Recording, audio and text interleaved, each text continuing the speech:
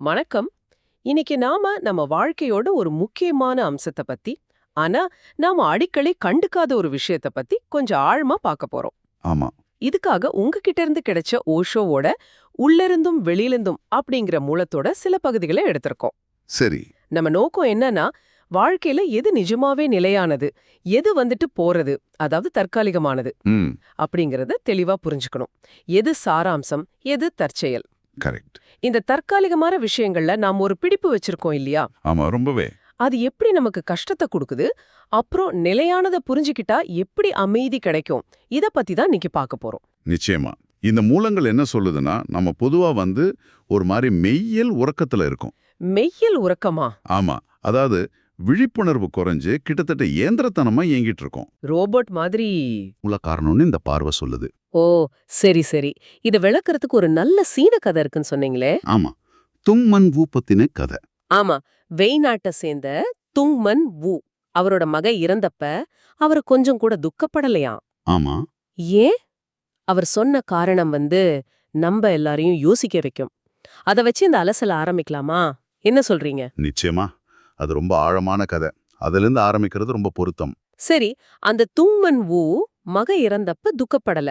இத பாத்துட்டு அவங்க மனைவி கேக்குறாங்க, ம். உலகத்திலேயே உங்கள மாதிரி உங்க மகனை யாருமே நேசிக்கல. ஆனா இப்ப ஏன் நீங்க துக்கப்படாம இருக்கீங்க?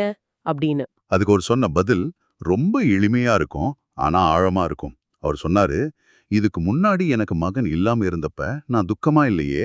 ஆமாம். இப்ப அவன் இல்ல. அவ்வளவுதான். அந்த பழைய நிலைமை திரும்பி வந்துருச்சு. இதுக்கு நான் ஏன் துக்கப்படணும்? இதான் சாராம்சமான ஒரு மனிதனோட பார்வை.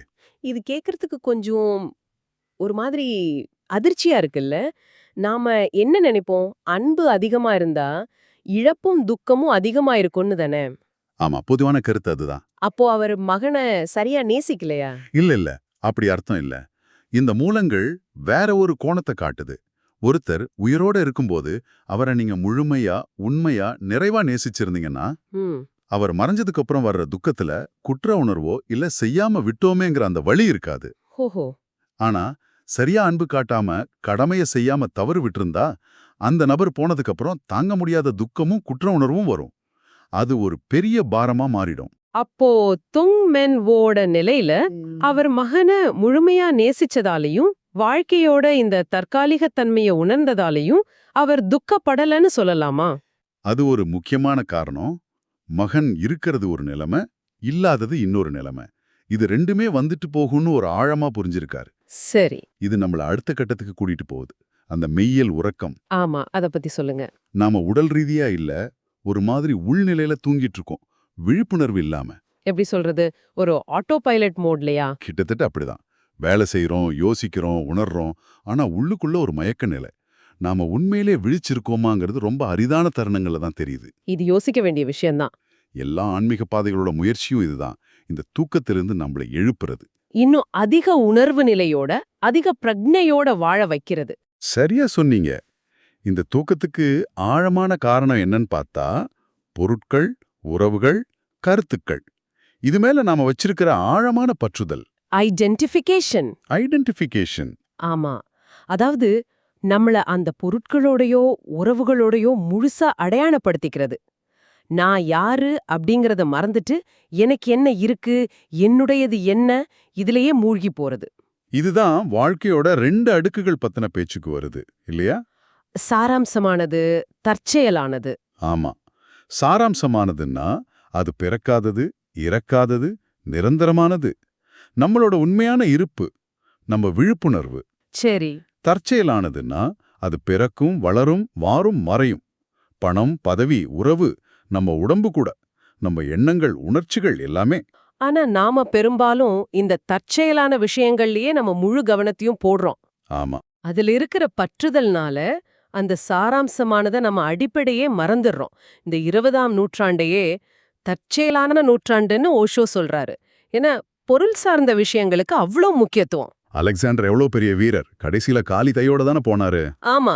நாம சேர்க்கிறது எல்லாமே இங்கதான் இருக்கும். எப்ப என்னுடையது அப்படிங்கிறது நான் அப்படிங்கிறத விட பெருசாகுதோ அப்ப நாம தற்செயலான விஷயங்களுக்கு அடிமையாயிடுறோம்.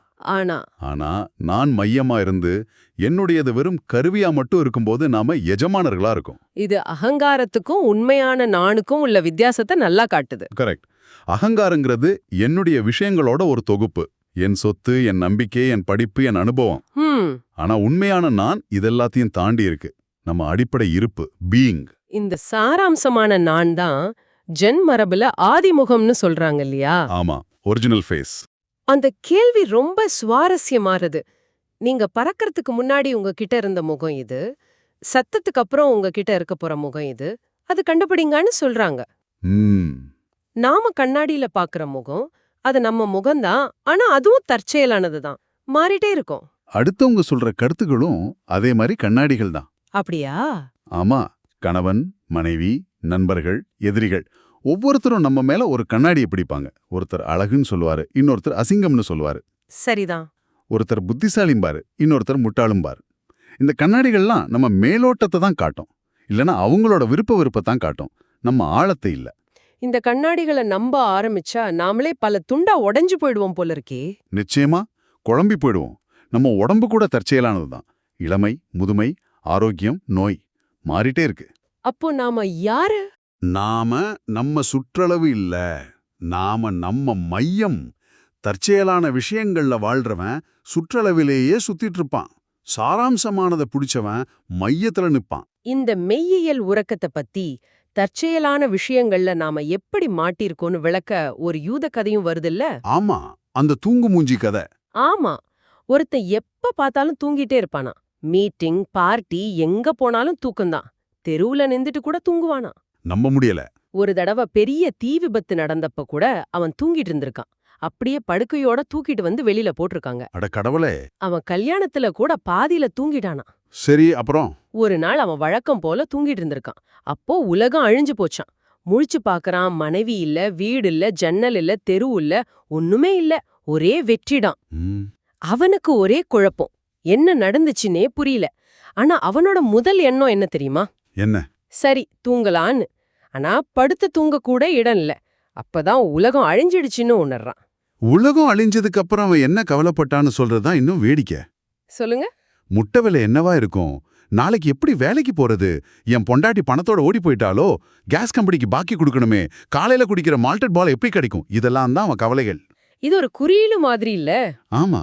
மரணம் வரும்போது, இல்லனா வாழ்க்கையில பெரிய இழப்பு வரும்போது நமக்கும் இதுதான் நடக்கும்னு ஓஷோ சொல்றாரு. நம்மள சுத்தி இருக்கிற தற்செயலான உலகம், உறவு, சொத்து, பழக்கம் இதெல்லாம் காணாம போகும்போது நாம நம்ம மையத்துக்கு தள்ளப்படுறோம். ஆனா அந்த மையத்தோட மொழி நமக்கு தெரியாது. ஆமா, அது ஒரு வெற்றிடமா, வெறுமையா தெரியும். ஏன்னா நாம எப்பவுமே தற்செயலான விஷயங்களை வச்சே வாழ்ந்து பழகிட்டோம். இந்த பற்றுதல் எவ்வளவு அபத்தமானது, என்னுடையதுங்கிற எண்ணம் எவ்வளவு தவறானதுன்னு காட்ட இன்னொரு ஜோக் கூட இருக்கு. சொல்லுங்க பாப்போம். ஒரு ஐரிஷ் ஆளு ஹோட்டல் ரூம காலி பண்ணிட்டு வெளியில வந்துடுறாரு. அப்புறம்தான் குடைய உள்ள மறந்து வச்சுட்டோம் ஞாபகம் வருது. சரி. திரும்பி போனா அந்த ரூம்ல ஒரு புதுசா கல்யாணமான ஜோடி இருக்காங்க. உள்ள போக தயக்கமா இருக்கு. ம், அதனால கதவுல இருக்கிற சாவி துவாரம் வழியா எட்டி பாக்குறாரு, ஒட்டு கேக்குறாரு. சரி. உள்ள கணவன் மனைவி கிட்ட கேக்குறாரு, இந்த அழகான கண்கள் யாருடையது அன்பே? ஓ. மனைவி சொல்றா, உங்களுடையதுங்க. இந்த அழகான மூக்கு யாருடையது? உங்களுடையது மட்டும்தாங்க. இந்த ரோஜா இதழ்கள் உங்களுடையதுங்க. ஹஹா. இது கேட்டுட்டு இருந்த நம்ம ஐரிஷ் ஆளால பொறுக்க முடியல. சாவி துவாரம் வழியா கத்துறாரு. அப்படியே மஞ்சக்கோடு போட்ட கூட கண்டுல பட்டுச்சுனா அது என்னுடையது, கொஞ்சம் சொல்லுங்க அப்படின்னு. ஹஹா. இது என்னுடையது உன்னுடையது விளையாட்டு எவ்வளோ அபத்தம்னு காட்டுது. அம்மா, நாம சொந்தம் கொண்டாடுற பூமிக்கோ பணத்துக்கோ உறவுக்கோ கூட நாம அதோட ஓனர்னு தெரியாது. இந்த உடைமை மனப்பான்மை ஒரு ஆழமான மாயை. அப்போ உண்மையான துறவுனா என்ன? எல்லாத்தையும் விட்டுட்டு ஓடுறதா? இல்லவே இல்ல. துறவுனா இந்த உடைமை மனப்பான்மைய கைவிடுறது. ஓ, நாம எதையுமே உண்மையில சொந்தமாக்கிக்க முடியாதுங்கிறத உணர்றது. பொருட்களை பயன்படுத்தலாம், உறவுகளை கொண்டாடலாம். ஆனா அது நான், என்னுடையதன்னு இறுக்கி பிடிக்காம இருக்கிறது. இதுதான் குர்ஜீஃப் சொல்ற ஐடென்டிஃபிகேஷன்ல இருந்து விடுபடுறது. ஆமா, பவுல்ஸ் சொல்ற ஆர்தார் மனுஷ், சாராம்சமான மனிதன் மாதிரி. மிகச்சரியா சொன்னீங்க. இந்த மனப்பான்மைய, அதாவது நடக்கிறது ஏத்துக்கிற தன்மையை விளக்க அந்த தாவோ விவசாயி கதை ரொம்ப பிரபலம் இல்லையா? ஆமா, அந்த மேபி கதை. அவரோட ஒரே குதிரை ஓடி போயிடுது.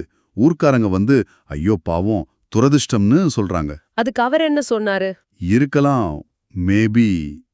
மேபி. அப்புறம் அடுத்த நாள் அவர் மகன் ஒரு காட்டு குதிரையை அடக்க போய் கீழே விழுந்து காலை உடைச்சுக்கிறான். ஊர்க்காரங்க ஐயோ இது பெரிய துரதிர்ஷ்டம். விவசாயி மறுபடியும் இருக்கலாம். மேபி. கடைசியா அடுத்த வாரமே ராஜா ஆட்கள் வந்து போர்ல சண்டை போட கட்டாயமா இளைஞர்களை கூட்டிட்டு போறாங்க. கால் உடைஞ்சதால விவசாயி மகனை மட்டும் விட்டுடுறாங்க.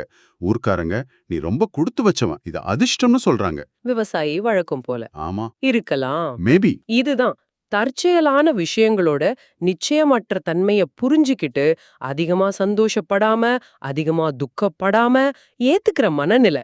ஆமா, தற்செயலானது நம்ம கட்டுப்பாட்டுல இல்ல. பிரபஞ்சம் நம்ம இஷ்டத்துக்கு இயங்காது, அதுக்கு அதோட போக்கு இருக்கு.